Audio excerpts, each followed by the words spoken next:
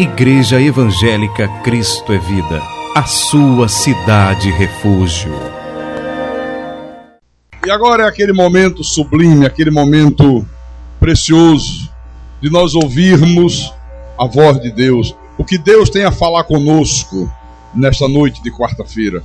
Vamos abrir o Santo Livro, a Bíblia Sagrada, na Epístola de Paulo a Tito, capítulo 1, versículo 1. E você hoje ouve sobre o tema a fé dos eleitos de Deus. Encontraram? Tito capítulo 1, versículo 1. E diz assim: Paulo, servo de Deus e apóstolo de Jesus Cristo, para promover a fé que é dos irmãos da Assembleia de Deus. Não? Desculpa. Para promover a fé que é dos pentecostais de fogo. Muito fogo, fogo. Não? Para promover a fé dos irmãos da Cristo é Vida. Não. Para promover a fé que é dos eleitos de Deus.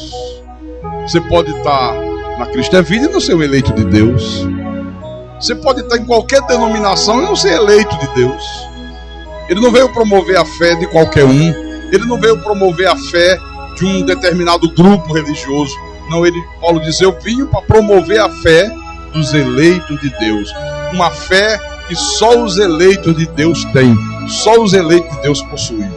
Então vamos orar ao nosso Deus, para que o Espírito Santo fale mais uma vez ao nosso espírito agora. Oremos ao Senhor. Senhor Jesus Cristo, nosso Deus e nosso Pai, aqui estamos nós, Senhor, no Teu santo templo, como fazemos habitualmente, em obediência ao Teu mandamento, depois de um dia exaustivo de trabalho, depois de um dia de muito labor. Muitos estão aqui, Senhor, vindo direto do trabalho. Não passaram nem em casa. Não jantaram. E aqui estão por obediência à Tua palavra. Porque se submetem ao Teu mandamento. Porque não brincam de igreja, não brincam de religião. Verdadeiramente nós não brincamos de religião. E aqui estamos para ouvir a Tua voz. Queremos alimentar o nosso espírito com um alimento sólido. Queremos crescer na Tua graça. Queremos crescer no conhecimento de Jesus Cristo. Queremos aprender mais e mais de Ti, Santo Deus. Porque quanto mais eu aprendo do Senhor, melhor eu sirvo ao Senhor. Quanto mais eu aprendo de Ti, mais eu vou viver a minha vida como sal da terra e como luz do mundo. Quanto mais eu aprendo da Tua palavra, da Tua verdade, mais o Senhor será glorificado através da minha vida. Mais eu verei a manifestação sobrenatural de Deus em todos os meus dias. Então fala ao Teu povo, fala aos Teus santos, fala aos Teus pequeninos, fala às ovelhas do Teu rebanho, os Teus escolhidos, Senhor, que estão aqui nessa noite. Usa-me como Teu pastor. Inspira-me, capacita-me, para que eu possa proclamar esta palavra com verdade, sem mistura, com intrepidez, com coragem e com a autoridade do Teu Espírito Santo. E no poder do nome de Jesus Cristo. Para que o Teu nome seja mais ainda exaltado, seja mais ainda glorificado. Eu te peço em nome de Jesus, em nome do Senhor, e que todos que creem digam amém e amém. Diga graças a Deus. Meus irmãos amados, minhas irmãs em Cristo, olha, para o mundo religioso hoje, você dizer que a fé não é de todos, eles acham isso um verdadeiro absurdo. Eles acham que a fé é de todos. Normalmente se ensina nas igrejas que toda pessoa, quando nasce nesse mundo, ela já recebe de Deus uma medida de fé. E ele diz, então todos têm a fé, mas o homem tem livre-arbítrio, e o homem é que decide se ele aceita, se ele não aceita, se ele vai, se ele fica, se ele quer, se ele não quer. Então, quando se fala isso aqui, que Paulo diz que a fé é só dos eleitos de Deus, soa para a sociedade religiosa como uma heresia. Eu lembro que, alguns anos atrás, a revista Veja, ela trouxe uma matéria sobre religião, era uma matéria de capa, era uma matéria enorme, e naquela oportunidade, a revista Veja afirmava que 99% do povo brasileiro era formado por pessoas cristãs. Ela dizia que 99% dos brasileiros criam em Deus. E eu fiquei naquela época pasmo, sabe?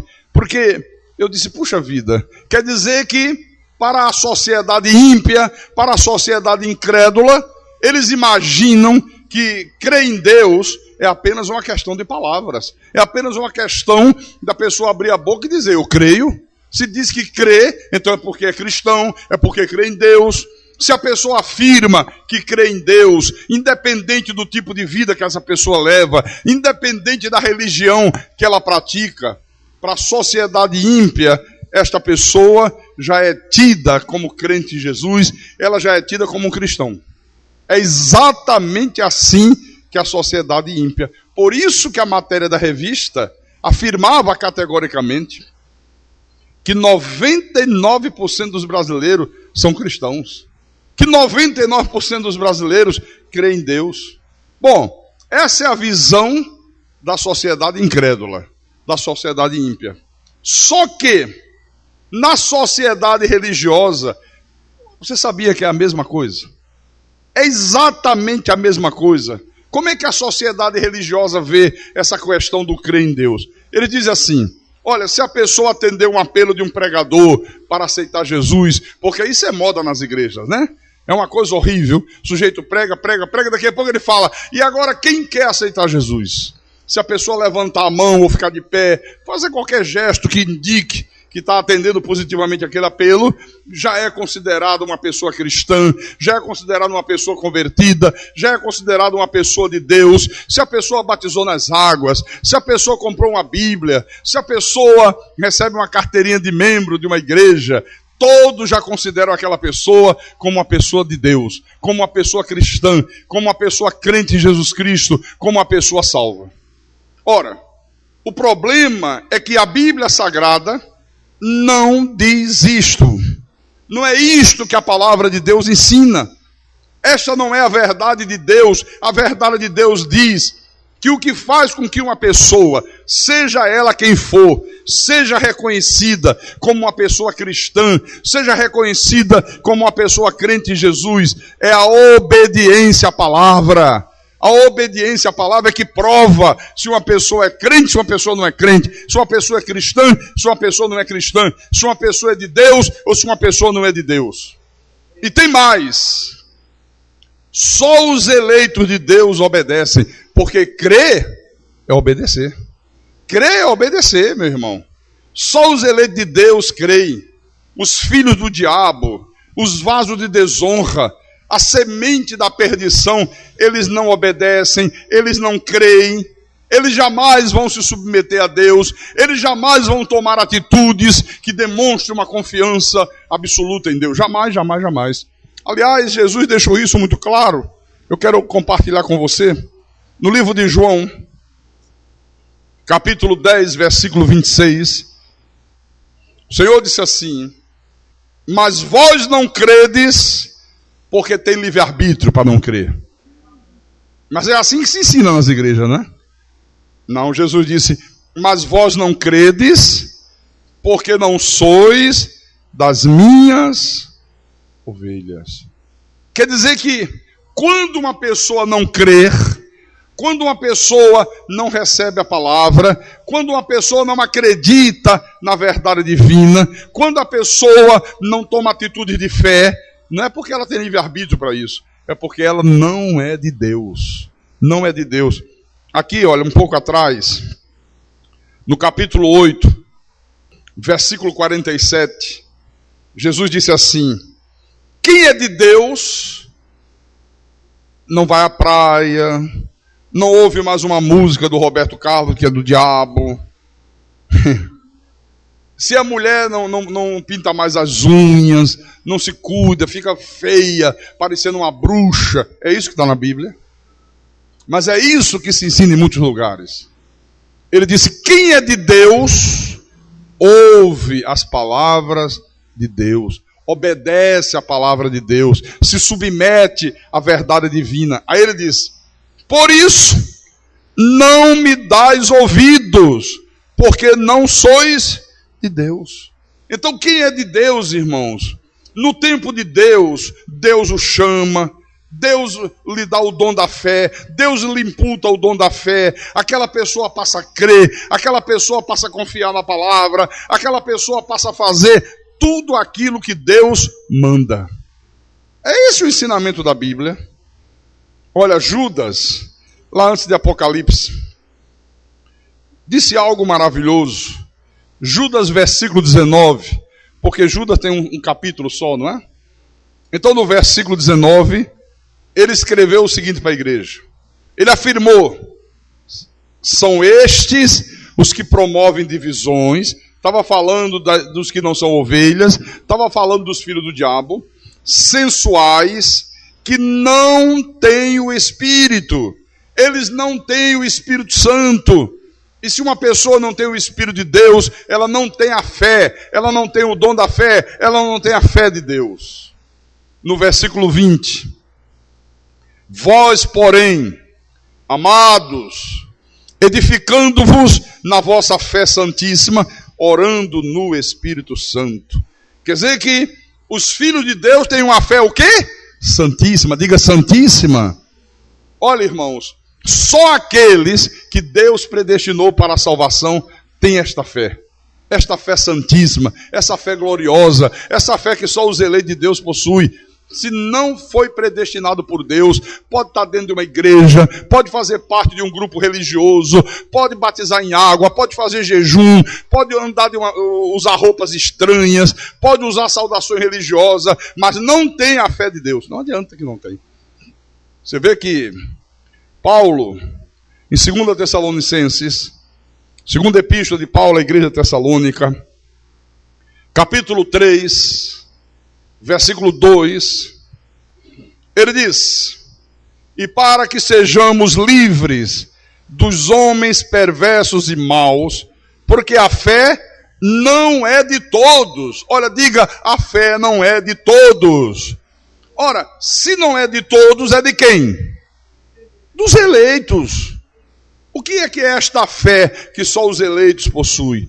É uma fé que capacita você a confiar plenamente em Deus, a se submeter totalmente a Deus. Você sabe o que é uma pessoa se submeter por inteiro a Deus, obedecer obstinadamente a palavra de Deus? Irmãos, a Bíblia Sagrada, ela está cheia de exemplos maravilhosos, de pessoas que manifestaram esta fé aqui.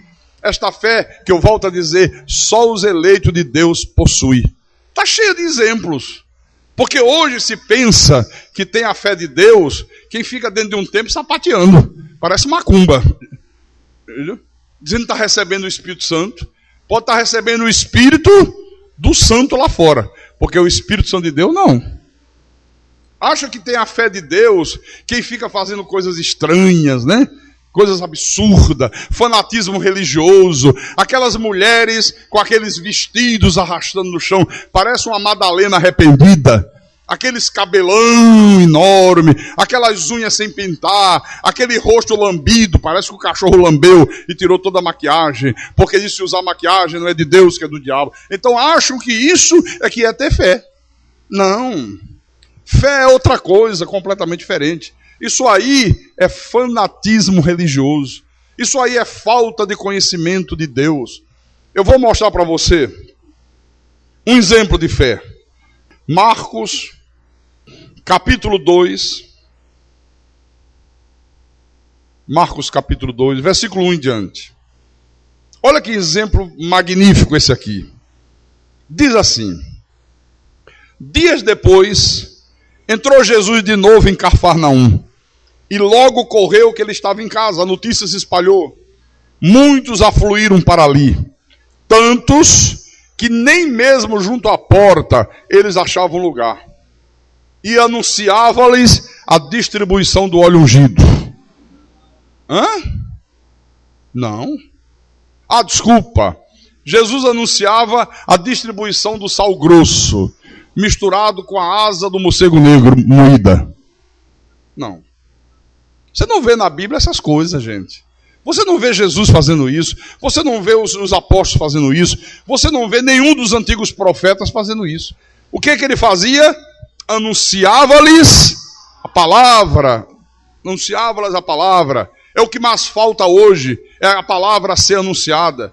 Hoje é uma coisa muito difícil, é você encontrar uma igreja onde se anuncia a palavra. Essa igreja aqui anuncia a palavra de Deus, meu irmão.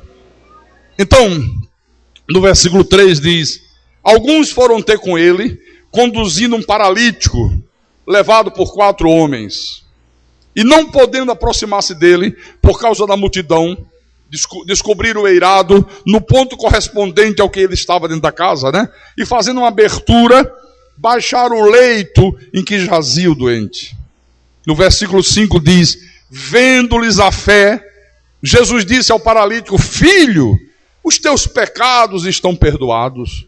Mas alguns dos escribas estavam assentados ali e arrazoavam em seu coração. Começaram a pensar, e como Deus sonda a mente e o coração do homem, ele percebeu, e ele disse: por que fala, eles arrazoavam, por que fala ele deste modo? Isso é blasfêmia. Quem pode perdoar pecados, senão um, que é Deus? Não conseguiam ver Jesus como Deus. Viam Jesus apenas como um homem comum, um carpinteiro, né, de Nazaré. É como hoje, eles só veem Jesus como a segunda pessoa de uma trindade. Jesus não passa de um numeral para o sistema religioso vigente. Jesus não é segunda pessoa de trindade. Jesus não é um numeral. Jesus é o único e soberano Deus. Ele é o Deus único, ele é o Todo-Poderoso.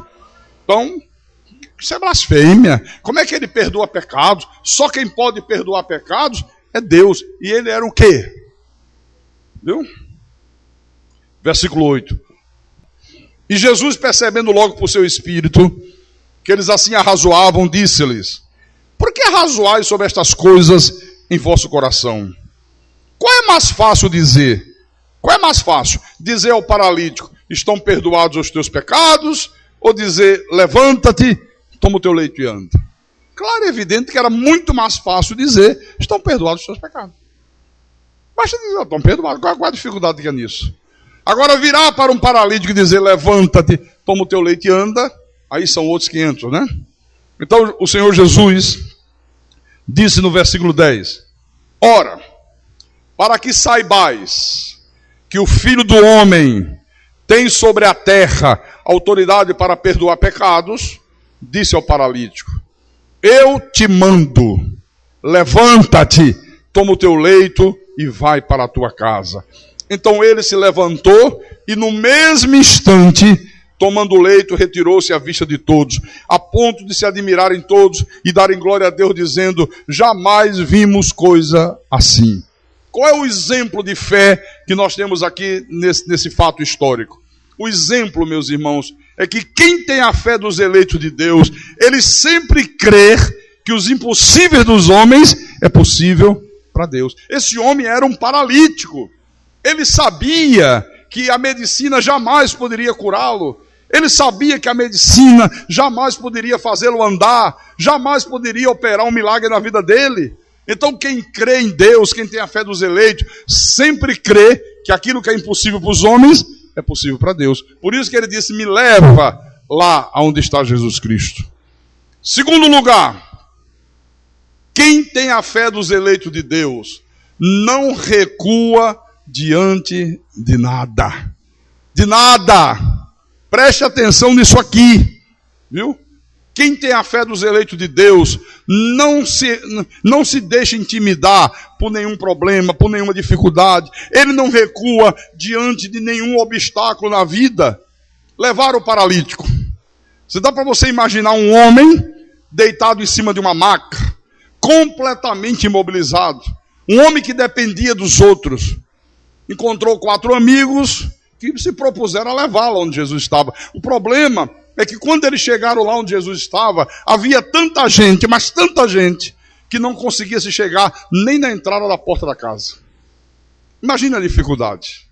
Se as pessoas que estavam com os seus braços perfeitos, as suas pernas perfeitas, se as pessoas que não dependiam da ajuda de outros, não estavam podendo chegar nem próximo da porta, e ele que era um paralítico, e ele que estava em cima de uma maca, uma dificuldade enorme, um obstáculo tremendo. Esse homem, ele poderia perfeitamente ter dito, paciência, me leve de volta para casa. Eu fiz o que era possível fazer. Eu vim até aqui. Deus está vendo que eu vim. Deus está vendo que eu tomei uma atitude. Mas Deus está vendo também que eu não posso. Deus está vendo aí a dificuldade. Deus está vendo aí que tem uma multidão enorme. Eu não tenho como chegar nem próximo da porta. Se aqueles que estão perfeitos não podem, e eu que estou em cima de uma maca, inválido, dependendo da ajuda de outros. E aos olhos humanos, se ele tivesse feito isso, todo mundo ia dizer, realmente o homem fez o que era possível. O homem fez a parte dele, paciência, fazer o quê? Não, irmãos. Olha, quem tem a fé dos eleitos não se deixa intimidar por nenhum obstáculo nesse mundo. Qual foi a atitude desse homem quando se deparou com um obstáculo como esse? Ele disse, não, eu não recuo, não, eu não desisto, não, eu não vou voltar a casa, não, eu vou fazer alguma coisa, me levem por detrás da casa, procura me colocar em cima do telhado. Eu fico imaginando a cena.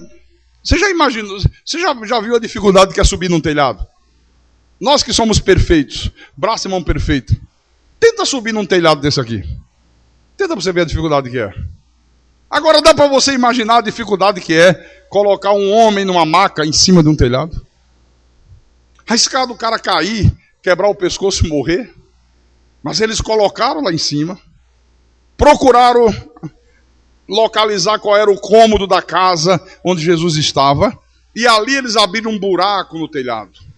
Amarraram a maca e começaram a descer o paralítico onde Jesus estava. E é interessante que aqui no versículo 5 diz assim, vendo-lhes a fé, Jesus disse ao paralítico, filho, estão perdoados os teus pecados. Olha, vendo-lhes a fé. Mas a fé não pode ser vista.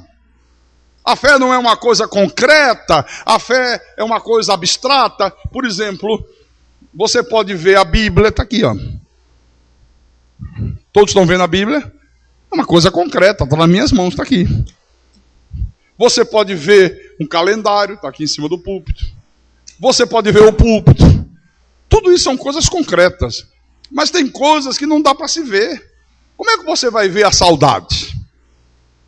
Quem pode ver a saudade? Não tem como ver. Quem é que pode ver o amor? Não é uma coisa visível. A fé é a mesma coisa. A fé não é concreta, a fé é uma coisa abstrata. Mas a Bíblia diz que Jesus viu a fé. Vendo-lhes a fé que aqueles homens tinham, o paralítico e os seus 4 amigos. Como é que se pode ver a fé, pastor? Através das nossas atitudes. Deus vê a nossa fé. Eu vejo a tua fé. Você vê a minha fé através das atitudes. As minhas atitudes demonstram a minha fé. As tuas atitudes demonstram a tua fé. Então quando a Bíblia diz, vendo-lhes a fé, porque Jesus diz, caramba, só faz isso quem crê. Só toma uma atitude dessa aí quem está verdadeiramente crente, quem está obstinadamente crendo que eu sou o Deus Todo-Poderoso. Olha que atitude espetacular. Por isso que eu digo, irmãos, quem tem a fé dos eleitos de Deus é sempre uma pessoa otimista, é sempre uma pessoa que pensa no melhor, é sempre uma pessoa que está crendo que o melhor da sua vida ainda está por vir. Ela sempre acha que tem coisas melhores para acontecer. Ela sempre pensa positivamente. Olha, o otimista, ele não vê problemas. Eu não vejo problemas. Quando os problemas aparecem, eu não vejo como problemas. Eu vejo como oportunidades para Deus manifestar o seu poder, para Deus manifestar a sua glória. Não são problemas. São oportunidades. E como tem gente que desperdiça isso. Desperdiça as oportunidades que Deus quer conceder para ele para realizar milagres, para realizar prodígios. Esse homem, ele não desperdiçou a oportunidade. Ele não disse, ai, que problema difícil. Infelizmente, não tenho condições. Me leva para cá. Ele disse, não, isso não é problema não. Isso aí é uma oportunidade que Deus está dando para que eu exercite a minha fé. Para que eu coloque a minha fé em ação. Para que eu prove que eu realmente creio que a minha fé não é uma fé apenas da boca para fora. Muita gente tem uma fé da boca para fora. Hoje é diferente, o sujeito fica doente, a primeira coisa que ele faz é deixar de vir à igreja. Por que não está vindo? Não, porque eu estou me convalescendo, estou me recuperando. Aí eu digo assim, vem cá. E como é que está sendo? Está indo ao médico? Ah, pastor, 3 vezes por semana eu tenho que ir ao médico. Ah, quer dizer que pode ir ao médico e não pode vir ao culto. Isso é uma contradição, meu irmão. Como é que é possível isso? Pode ir ao médico 3 vezes por semana, mas não pode vir à igreja. Que fé é esta? Que fé é esta? Gostaria que as pessoas me respondessem isso. Não, quando você crê, quanto maior a dificuldade, mais você sente desejo de se aproximar de Deus, mais você sente desejo de buscar a face do Senhor, mais você sente desejo de estar no culto, de ouvir a palavra, de orar, de clamar, sabe? Esse é o que tem a verdadeira fé. Esse é o que tem a fé dos eleitos de Deus. Amém? Há um outro exemplo que eu também acho que ilustra muito bem o que nós estamos vendo aqui, que está lá no livro de Números. Números capítulo 13, versículo 1 em diante.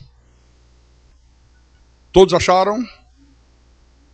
No livro de Números, eu vou ler. Disse o Senhor a Moisés: envia homens que espiem a terra de Canaã, que eu hei de dar aos filhos de Israel. De cada tribo de seus pais enviareis um homem, sendo cada qual príncipe entre eles. Enviou-os Moisés do deserto de Parã, segundo o mandado do Senhor. Todos aqueles homens eram cabeças dos filhos de Israel. Segura aí um pouquinho. Olha, irmão, esse episódio aqui é muito importante para mostrar para nós 2 coisas. Primeiro lugar, que a fé não é de todos. Essa é a primeira coisa. Segundo lugar, que a fé sem obras, a fé sem atitudes, ela é morta. O que nós lemos ainda há pouco, em 2 Tessalonicenses capítulo 3, versículo 2, Paulo dizendo o quê? Que a fé não é de todos. Quando Paulo escreveu, segura aí, vem em Romanos, é bom a gente conferir isso. Romanos capítulo 9, versículo 6, Paulo disse assim, e isso naquela época chocou profundamente os judeus.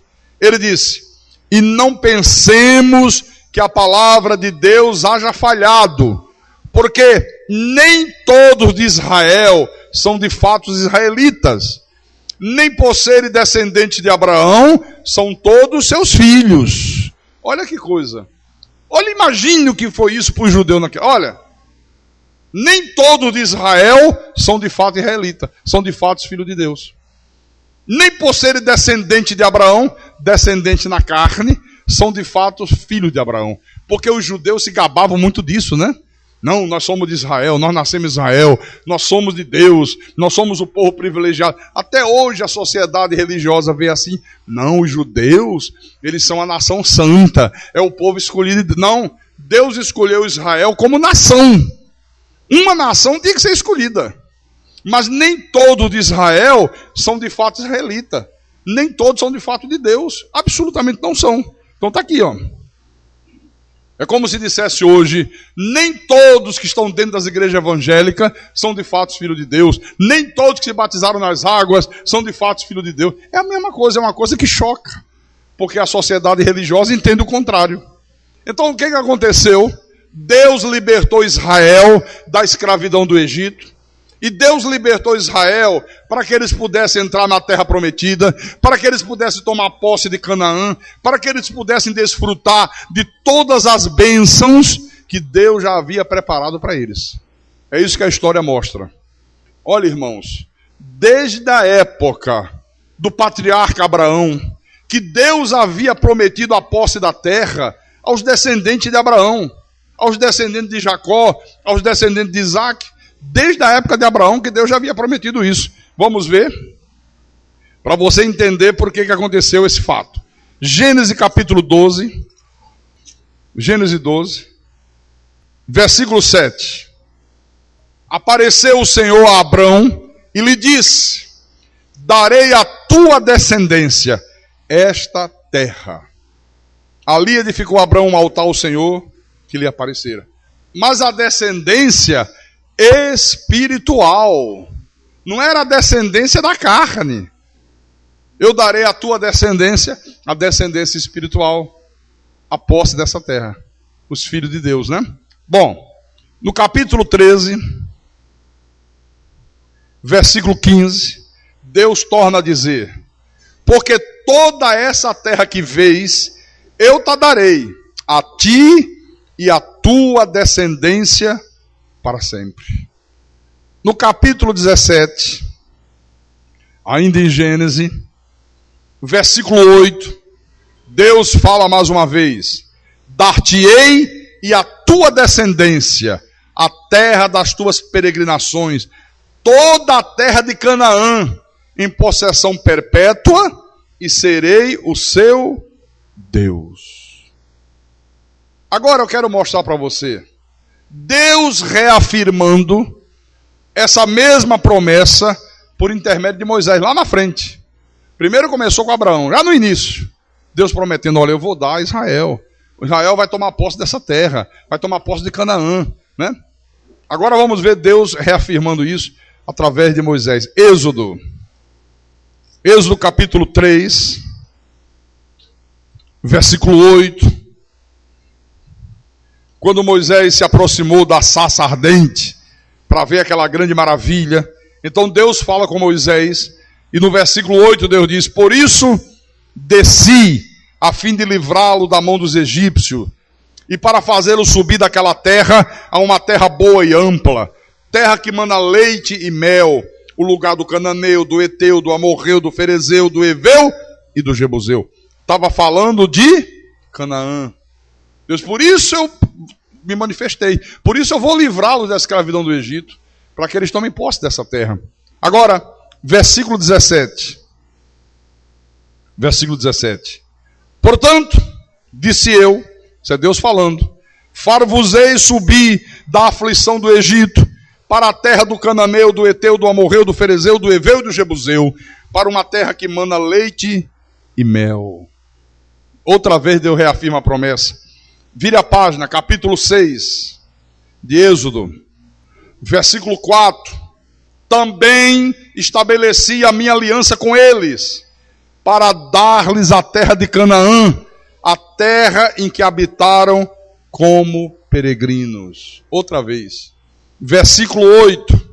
E vos levarei a terra a qual jurei dar a Abraão, a Isaque e a Jacó, e vou-la darei como possessão.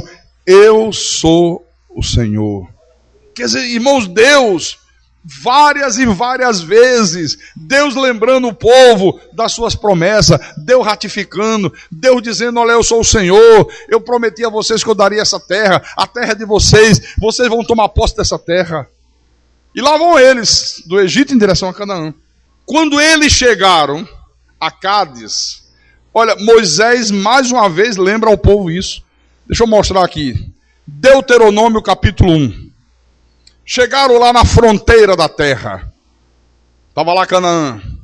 Olha o que aconteceu. Deuteronômio capítulo 1, versículo 19. Então, partimos de Horebe e caminhamos por todo aquele grande e terrível deserto que viste, pelo caminho da região montanhosa dos amorreus, como o Senhor nosso Deus nos ordenara. E chegamos a Cádiz Barneia. Então eu vos disse: tende chegado à região montanhosa dos amorreus, que o Senhor, nosso Deus, nos dá.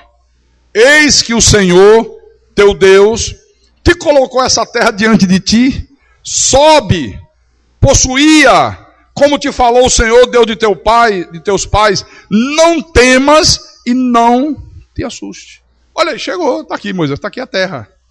Como Deus havia prometido, está aí diante de vocês. Então agora, tome posse da terra, possua a terra, não temam, não se assustem com nada, é de vocês, Deus prometeu, e aquilo que Deus prometeu, Deus cumpre. Quer dizer, meus irmãos, tudo que esse povo precisava era a promessa de Deus. Tudo que eles precisavam era a garantia de Deus que a terra era deles, que Deus seria com eles. Quer dizer, tudo que eles precisavam era isso, e eles tinham uma promessa, eles tinham uma garantia de Deus. Mas quando eles deveriam agir pela fé, eles duvidaram da palavra de Deus. Ao invés de entrarem resolutos, ao invés de entrarem e conquistarem a terra, eles pediram a Moisés que primeiro deixasse eles enviar homens para espiar a terra. Moisés, espera lá, Deus prometeu, Deus está dando a garantia de que nós vamos tomar posse da terra, Deus está dizendo que Ele é conosco, para nós não temermos nada, para nós nos assustarmos com nada, mas não é melhor a gente primeiro mandar uns espias? Vamos ver como é que é essa terra, como é que não é. Aqui, olha, no versículo 22. Eis que o Senhor... Então, todos vós vos chegastes a mim e disseste, mandemos homens adiante de nós, para que nos espiem a terra, e nos digam por que caminho devemos subir, e a que cidades devemos ir. Olha, aqui eles começaram a duvidar da promessa. Aqui eles deixaram de andar pela fé na palavra, pela fé no poder, pela fé no que Deus prometeu, para andar pelos que os olhos viam. Queriam dados concretos, queriam ver. Não queriam agir pela fé, queriam agir de acordo com o que estavam vendo, de acordo com o que estavam sentindo. Isso é contrário a Deus, irmão. Porque Tiago, o irmão de Jesus, deixa eu vir aqui. Tiago, capítulo 1. Depois de Hebreus vem Tiago. Capítulo 1, versículo 5 e diante. Olha o que Deus fala através de Tiago. Ele diz assim: se, porém, algum de vós necessita de sabedoria, peça a Deus, que a todos dá liberalmente, e nada lhes impropera, e ser-lhe-á concedida. Peça, porém, com fé, em nada duvidando, pois o que duvida é semelhante à onda do mar, impelida e agitada pelo vento. Não suponha esse homem que alcançará do Senhor alguma coisa. Homem de ânimo dobre, inconstante em todos os seus caminhos. Quer dizer que uma pessoa que duvida, ela nunca vai alcançar coisa alguma da parte de Deus. Por favor, meus irmãos, não deixe a dúvida tomar conta do teu coração. Não tenha medo, não tenha receio. Mesmo que você enfrente lutas, mesmo que venham dificuldades, mesmo que se levante inimigos, creia no que Deus prometeu. A Bíblia diz que você é mais do que vencedor. A Bíblia diz que o Senhor é contigo. A Bíblia diz que o maligno não te pode tocar. Creia obstinadamente nisso aqui. Está aqui, ó. Mesmo que tudo em tua volta mostre que você não vai conseguir, confie. Você vai conseguir, em nome de Jesus. Hoje de manhã eu estava conversando com o irmão aqui da igreja. Ele veio aqui, ficou fazendo a permanência. E eu tinha que ir ali na rodoviária comprar passagem da minha esposa, que viajou hoje 3 horas da tarde. Ai, que saudade. Tá faltando alguma coisa aí, né? E aí ele foi comigo. E nós fomos conversando. E ele dizendo, puxa, pastor, depois que eu conheci a palavra da graça, depois que eu aprendi essas verdades sagradas, olha, eu creio obstinadamente em Deus. Eu acredito em Deus, eu confio em Deus. Olha, nada me faz duvidar de Deus. Ele só tem um irmão que é da Assembleia de Deus, e é ciclo de oração para lá, e é ciclo de oração para cá, e quando eu tenho um problema, ele vem, fulano, você precisa orar, vamos para o ciclo de oração. Eu disse, que ciclo de oração, rapaz? Você pensa que eu não oro?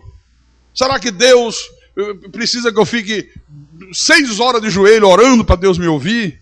Não, eu estou no descanso de Deus.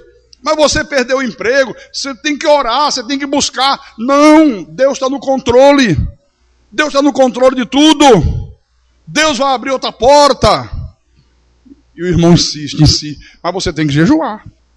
Se você não sacrificar, como é que Deus vai fazer? Como é que Deus vai abrir porta?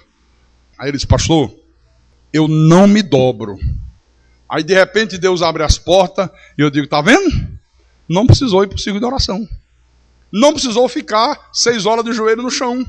Não precisou eu fazer sacrifício. Não precisou. Mas irmão, tem que pagar o preço, meu irmão. Eu disse, não, Jesus já pagou todo o preço.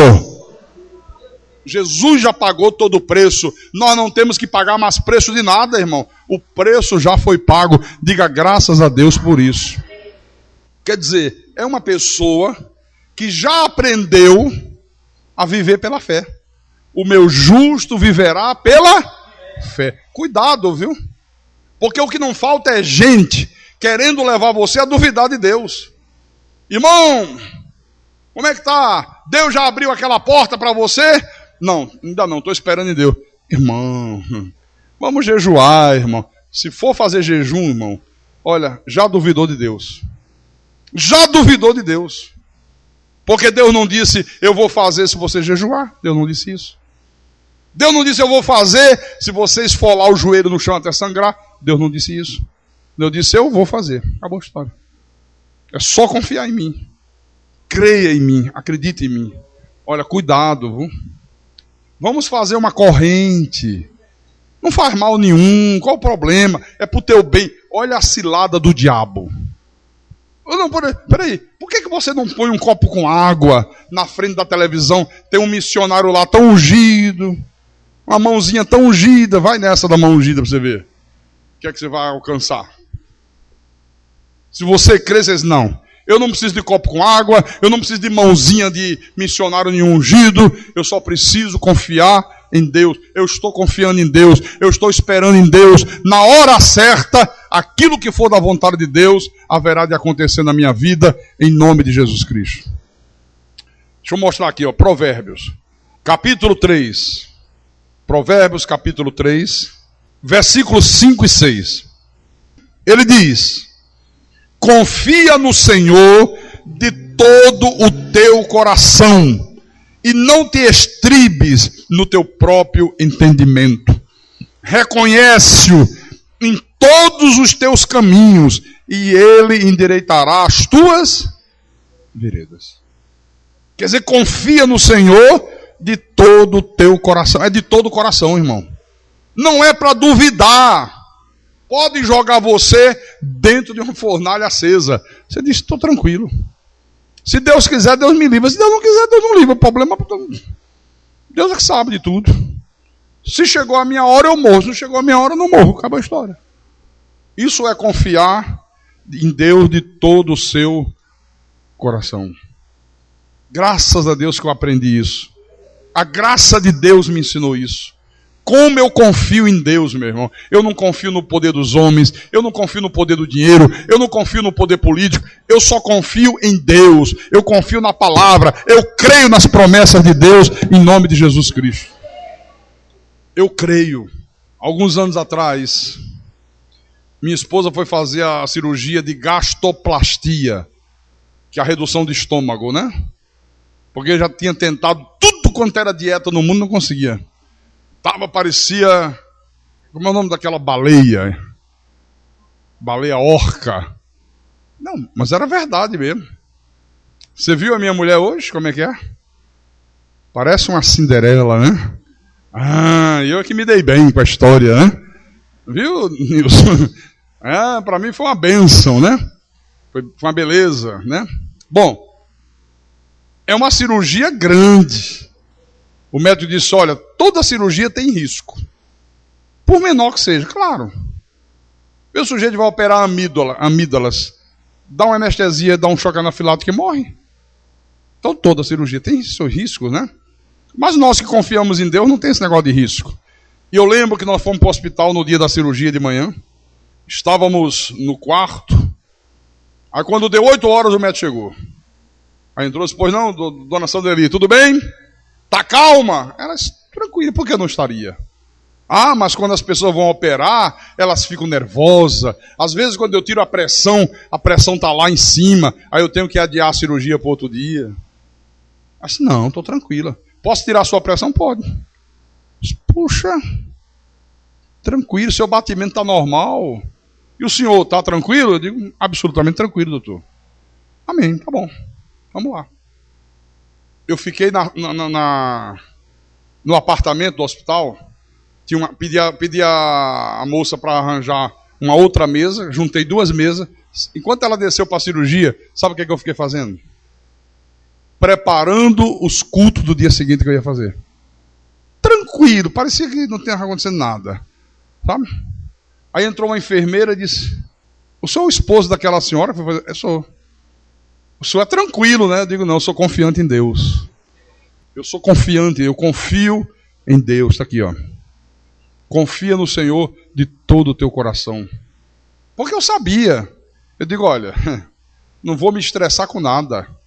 Se chegar o dia dela morrer, pode ser hoje, pode ser amanhã, depois da manhã. Chegou o dia, acabou a história. Então quem morre de véspera é peru. Eu digo, estou tranquilo. Deus está no controle de tudo isso aí. Não sou eu que estou no controle. Tranquilo. Sem problema nenhum. É isso aqui, ó. Então, irmãos, o fato desses hebreus aqui enviarem espias para checar a terra, bom, do ponto de vista militar, do ponto de vista humano, era até uma boa ideia. Do ponto de vista militar, fazer um levantamento, procurar ver como é que estava a situação, como é que ia ser, como é que não iam ser, né? Quem eram os habitantes da terra, tudo bem. Do ponto de vista humano, do ponto de vista militar, tudo tranquilo. Mas, irmãos, do ponto de vista espiritual, era uma negação da fé. Por que era uma negação da fé? Porque Deus já havia dado a eles a posse da terra. Deus já havia ordenado que eles se apropriassem da terra. Vão, se apropiem, a terra é de vocês, eu sou o Senhor de vocês. Então não precisava checar nada. Não precisava checar absolutamente nada.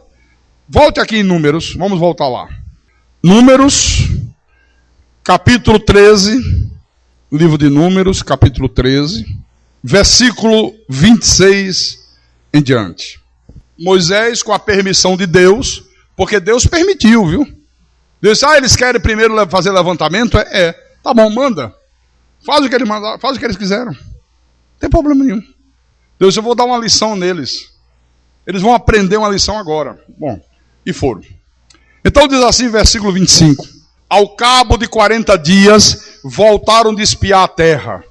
Caminharam e vieram a Moisés e Arão e a toda a congregação dos filhos de Israel no deserto de Parã, a Cádiz. Deram-lhe conta a eles e a toda a congregação e mostraram-lhes o fruto da terra. Relataram a Moisés e disseram, fomos à terra a que nos enviastes, e verdadeiramente mana leite e mel. Esse é o fruto dela. Olha a incredulidade. Olha como a pessoa incrédula se trai. Moisés, fomos lá, voltamos. Olha, não é que é verdade que é uma terra que mana leite e mel? Quer dizer que eles não tinham certeza. Deus falou que era uma terra que mandava leite e mel, e eles primeiro quiseram conferir se era realmente isso. Olha aqui o fruto dela. Trouxeram um cacho de uva que tinha que ser transportado por 2 homens amarrado num pedaço de madeira. Olha o fruto. Olha que terra espetacular. Verdadeiramente, quer dizer que eles não acreditaram no que Deus havia falado. Queriam checar, será que é mesmo? Será que vale a pena? Versículo 28. O povo, porém, quando vem essa coisa de porém, sabe? Por que você não vem à igreja na quarta-feira à noite? Não, eu bem que gostaria de vir. Porém, a noite é muito perigoso. Onde eu moro tem muitos assaltantes. Aí começa a história, né?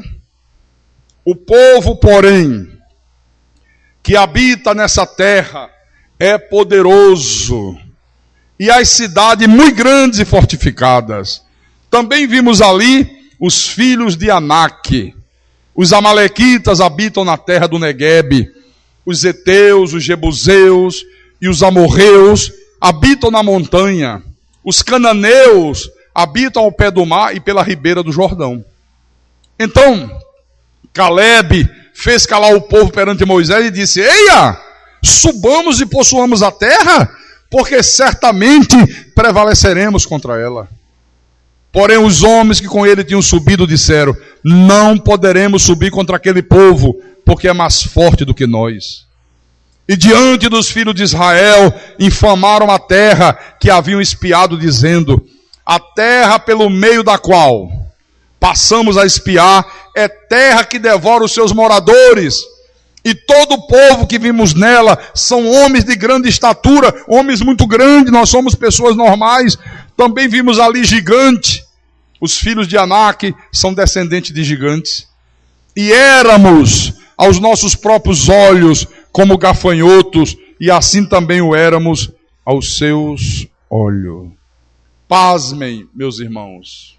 12 homens são enviados para espiar a terra. Desses 12 homens, apenas 2, Josué e Calebe, creram em Deus.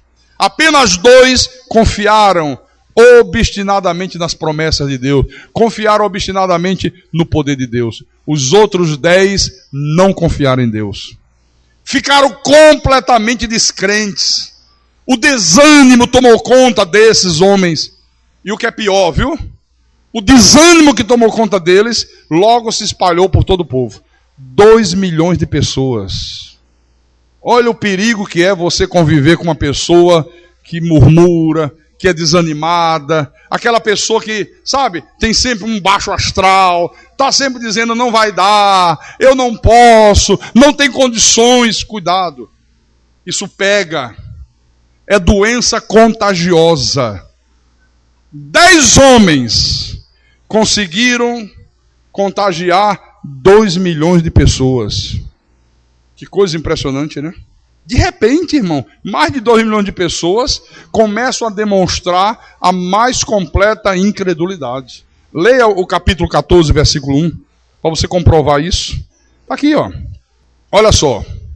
Levantou-se, pois, toda a congregação e gritou em voz alta, gritando, desesperado: ai meu Deus, ai que desgraça, ai Jesus, como é que vai ser? E saímos lá do Egito, viajamos tanto tempo pelo deserto, e agora chegar aqui e se deparar com um problema desse. Olha, não temos condições, não temos como tomar posse da terra, não temos como vencer, nós somos gafanhoto, nós somos insignificantes diante deles. Ai, como que acabou a nossa vida. Gritaram em alta voz, e o povo chorou aquela noite. Todos os filhos de Israel, olha, todos murmuraram contra Moisés e contra Arão. E toda a congregação lhes disse: tomara tivéssemos morrido na terra do Egito, ou mesmo nesse deserto. E por que nos traz o Senhor a esta terra? Para cairmos à espada? E para que nossas mulheres e nossas crianças sejam por presa? Se tornem prisioneiras deles? Não nos seria melhor voltarmos para o Egito? E diziam uns aos outros: levantemos um capitão e voltemos para o Egito. Então Moisés e Arão caíram sobre o seu rosto perante a congregação dos filhos de Israel. Olha, irmãos, a murmuração é um sintoma muito forte da incredulidade. Porque é uma coisa impressionante, sabe? Esse povo aqui já tinham murmurado antes, quando eles estavam diante do Mar Vermelho, e olharam e disseram: caramba, lá vem o exército de Faraó. Ai, para que Deus nos trouxe aqui? Agora estamos perdidos. Está o Mar Vermelho na frente e o exército de Faraó vem vindo. Começaram a murmurar. Já tinham murmurado antes. Quando eles entraram no deserto de Sur, acabou a provisão de água, murmuraram outra vez. Vamos morrer de sede, não tem mais jeito. Para que Deus nos tirou do Egito? Para nós morrermos de sede aqui no meio desse deserto. Murmuraram outra vez quando faltou a comida. Deus mandou o maná celestial. Olha, irmãos, às vezes na igreja há sempre um grupo de pessoas que murmuram. E quando dentro da igreja tem pessoas que murmuram, olha, isso é um problema muito grave. traz muito sofrimento para a igreja, traz muito sofrimento para o líder espiritual do povo. Gente que murmura disso, gente que murmura daquilo, gente que reclama do pastor. Ah, porque quando eu era lá da igreja tal, o pastor lá não era tão exigente quanto esse chato aí do pastor Carlos Magno.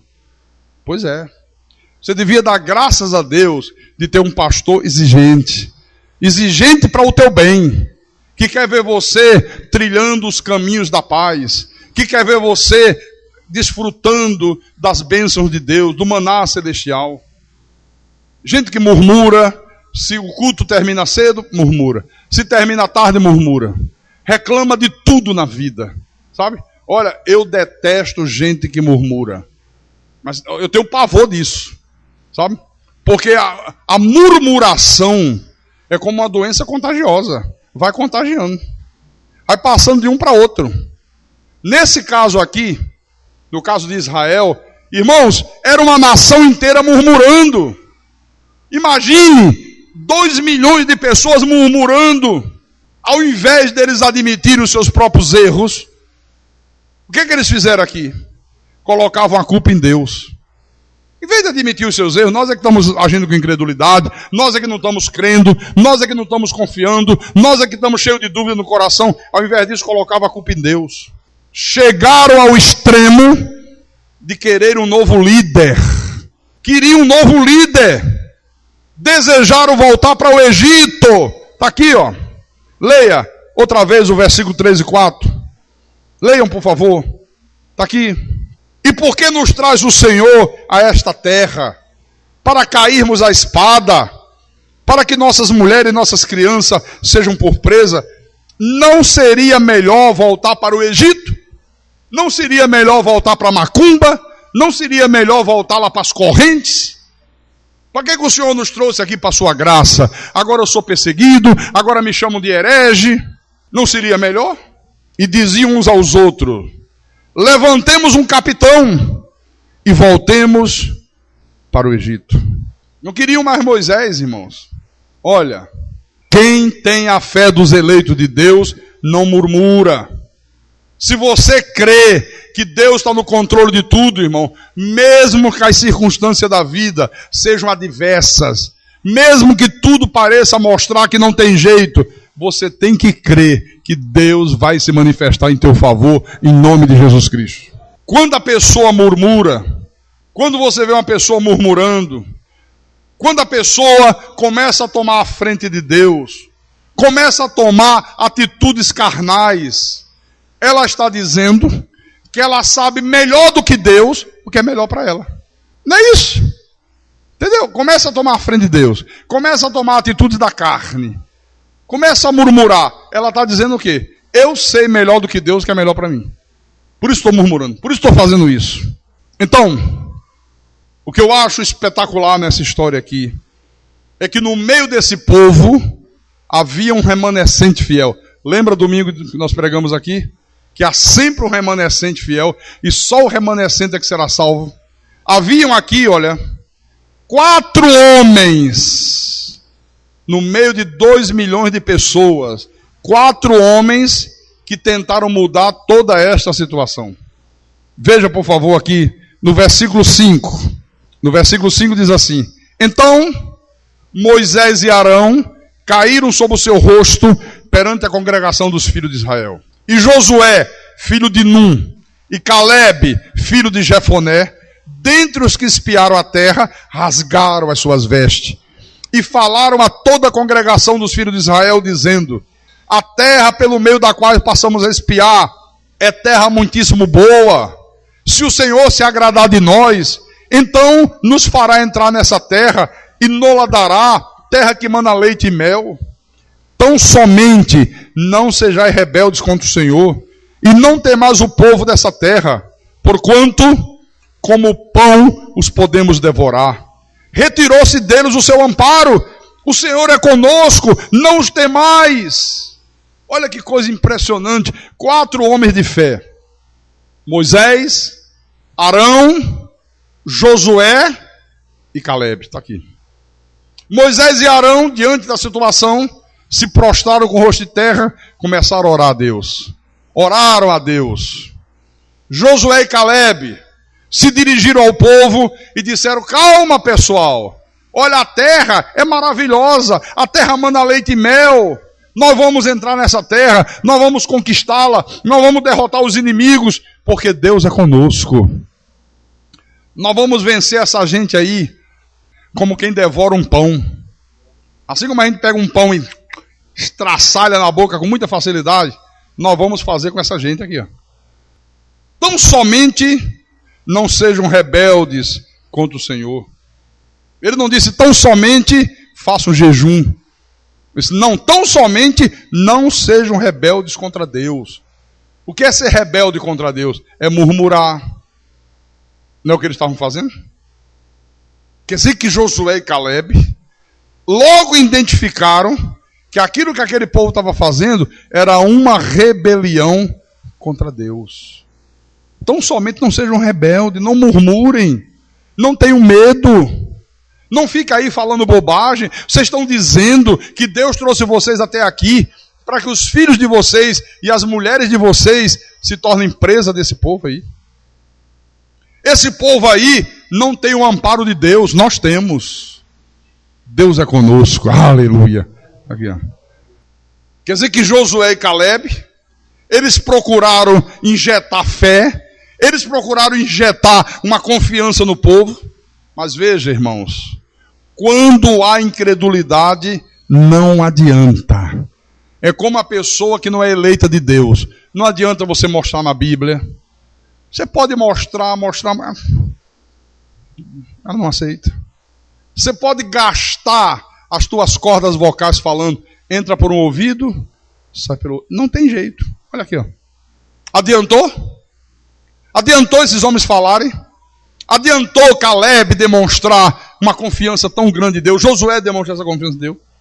Não adianta. Pelo contrário, eles não gostaram daquilo que Josué e Calebe disseram. Não gostaram de ver que a fé desses homens aqui era uma fé poderosa, era uma fé dos eleitos de Deus. Não gostaram de ver que esses homens tinham fé na palavra, acreditavam nas promessas de Deus, confiavam no poder sobrenatural de Deus. Não gostaram. Não gostaram. Leia o versículo 10. Apesar disso, apesar de palavras tão fortes, apesar de palavras tão encorajadoras, toda a congregação disse que os apedrejassem. Porém, a glória do Senhor apareceu na tenda da congregação a todos os filhos de Israel. Disse o Senhor a Moisés: até quando me provocará este povo?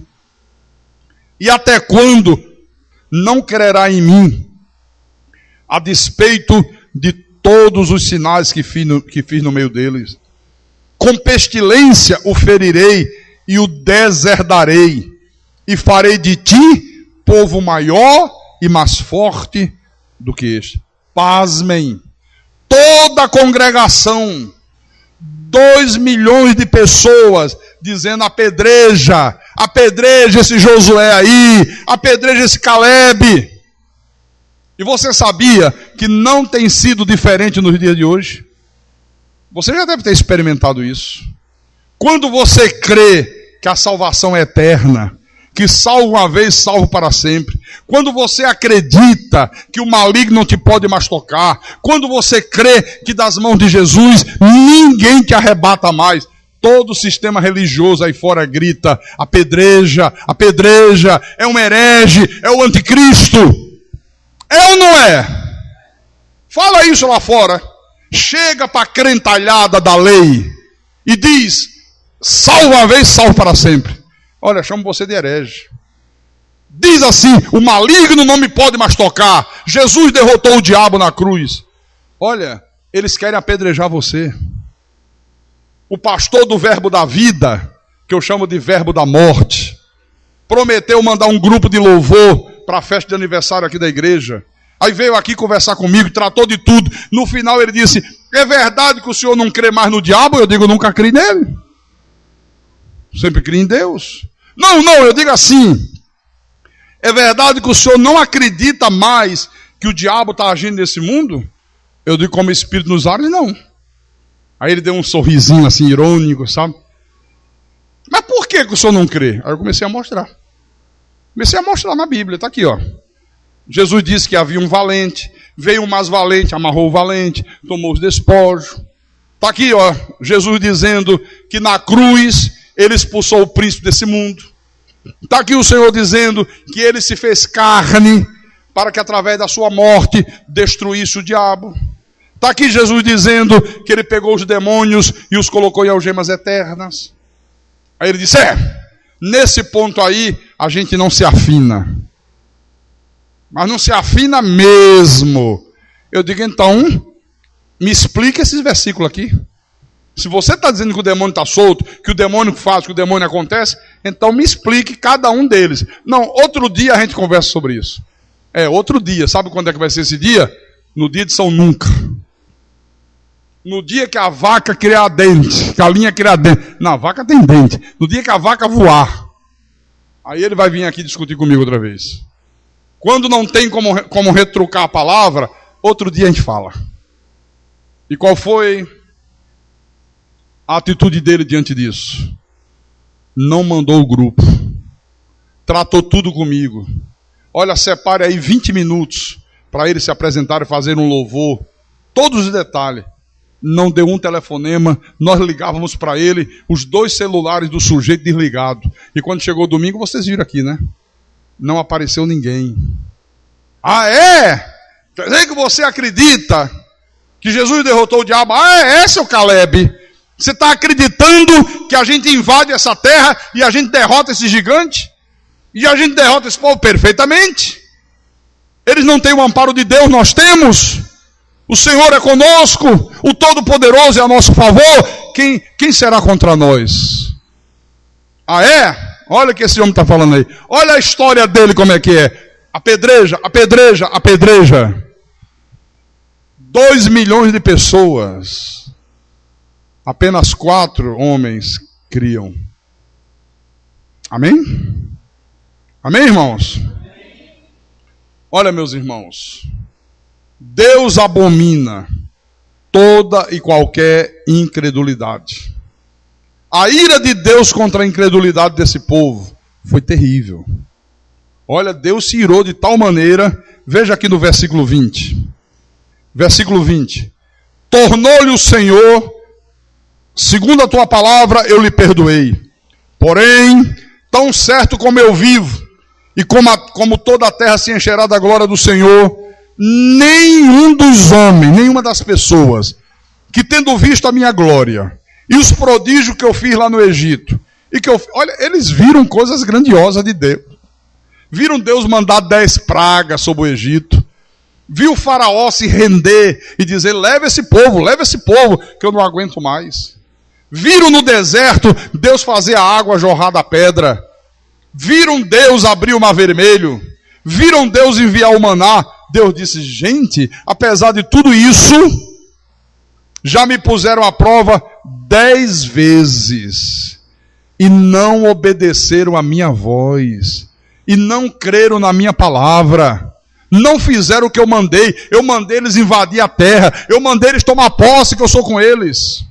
Eles resolveram foi mandar espiar a terra. Nenhum deles verá a terra que com juramento prometi a seus pais. Sim, nenhum daqueles que me desprezaram haverá. Versículo 24. Porém, o meu servo Caleb, visto que nele houve outro espírito, e perseverou em seguir-me, eu farei entrar na terra que espiou, e a sua descendência a possuirá. Aleluia. Aqui no versículo 26. Depois disse o Senhor a Moisés e a Arão, até quando sofrerei esta má congregação que murmura contra mim? Tenho ouvido as murmurações que os filhos de Israel proferem contra mim. Dize-lhes, por minha vida, diz o Senhor, que como falaste aos meus ouvidos, assim farei a vós outros. Neste deserto cairá o vosso cadáver, como também todos que de vós foram contados segundo o censo, de 20 anos para cima, os que dentre vós contra mim murmurastes. Não entrareis na terra, a respeito da qual jurei que vos faria habitar nela, salvo Calebe, filho de Jefoné, e Josué, filho de Num. Pastor, por que Deus não permitiu que Moisés e Arão entrassem?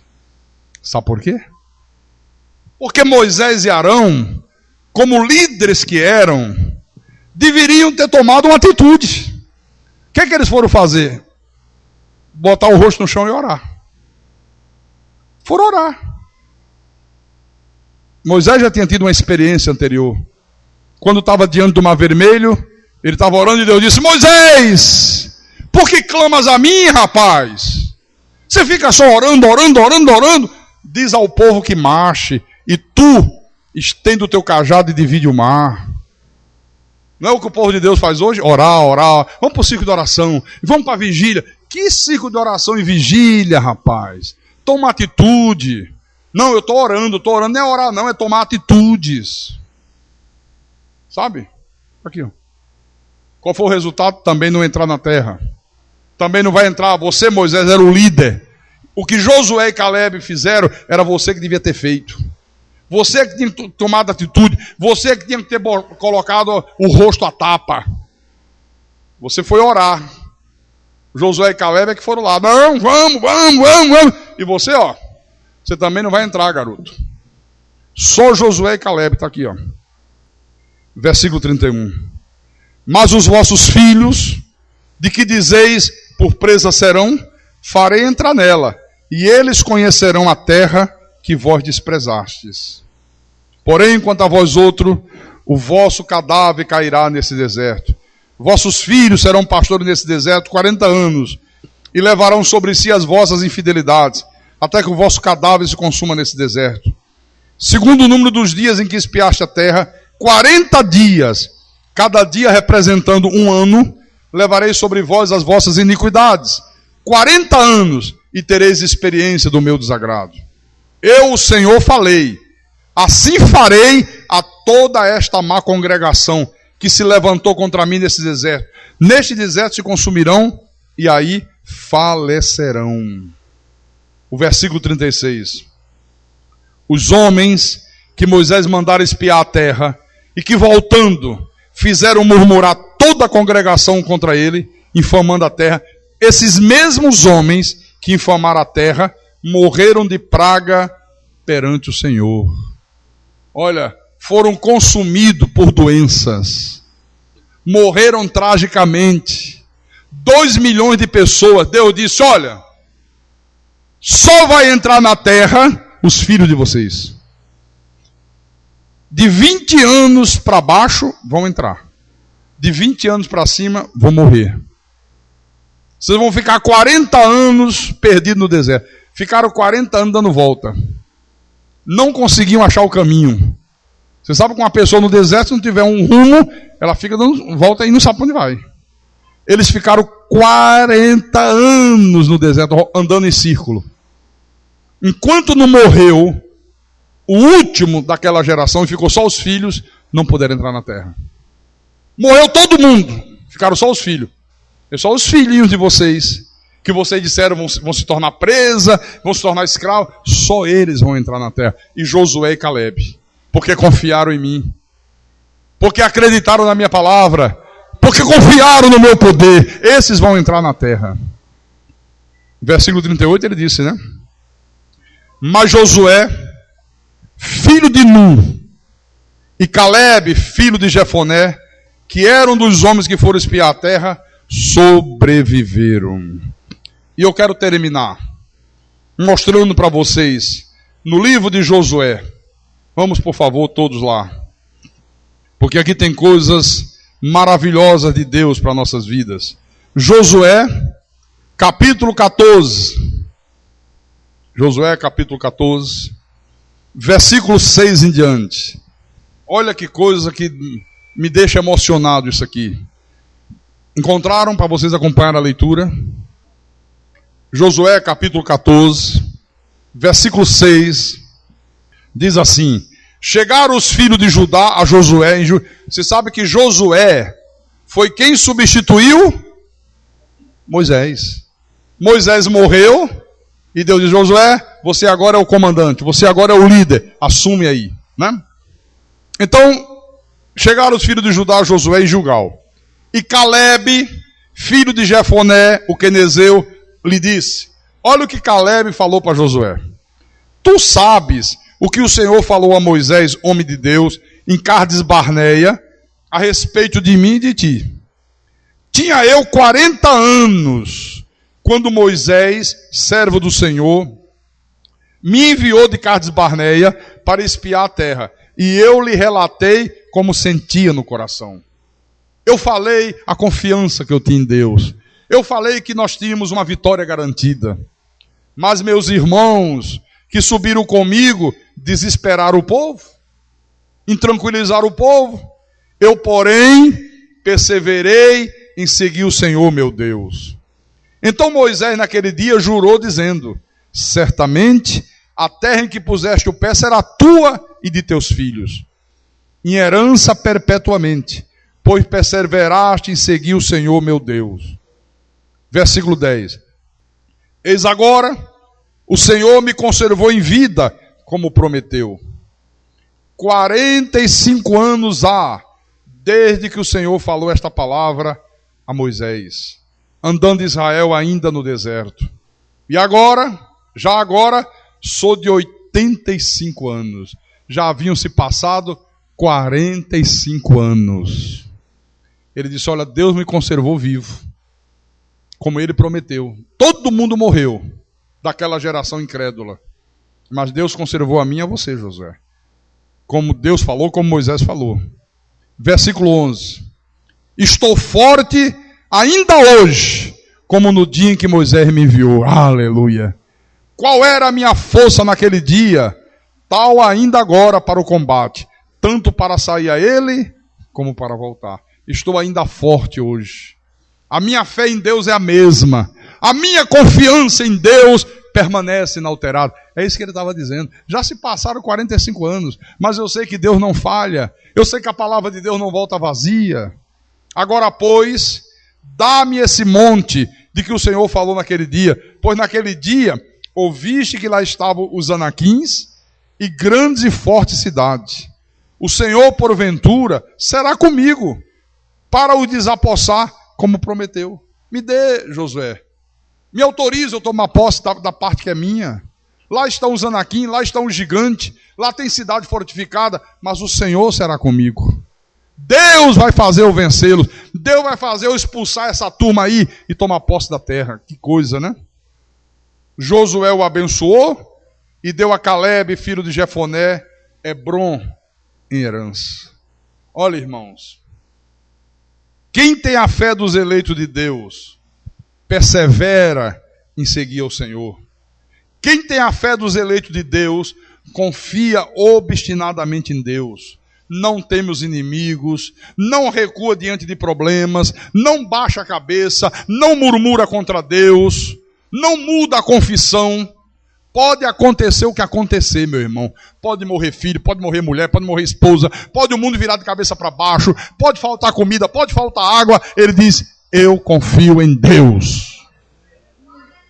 Jó, cheio de doenças, cheio de chagas malignas, do alto da cabeça à planta dos pés, perdeu tudo que tinha, ficou na miséria. A mulher dele diz: você ainda conserva a tua integridade? Você ainda está aí cheio de integridade, cheio de santidade para com Deus? Amaldiçoa a Deus e morre, rapaz. Para com essa coisa de Deus, para com essa coisa de religião.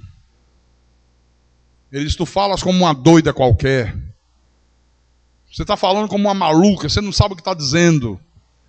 E nunca ele se apartou dos caminhos de Deus. Eu não aceito quando a pessoa diz: não, eu me desviei da igreja porque vieram problemas. Ah, pastor, a luta foi muito grande. Que conversa é essa? É que você não tinha a fé dos eleitos de Deus. Quem tem a fé dos eleitos de Deus não recua. Quem tem a fé dos eleitos de Deus, meu irmão, não murmura. Quem tem a fé dos eleitos de Deus nunca se aparta das fileiras da igreja. Nunca. Nunca. Viu? Amém? E quem tem ouvidos, que ouça o que o Espírito falou à igreja nessa noite. Louvado seja o nome de Jesus Cristo.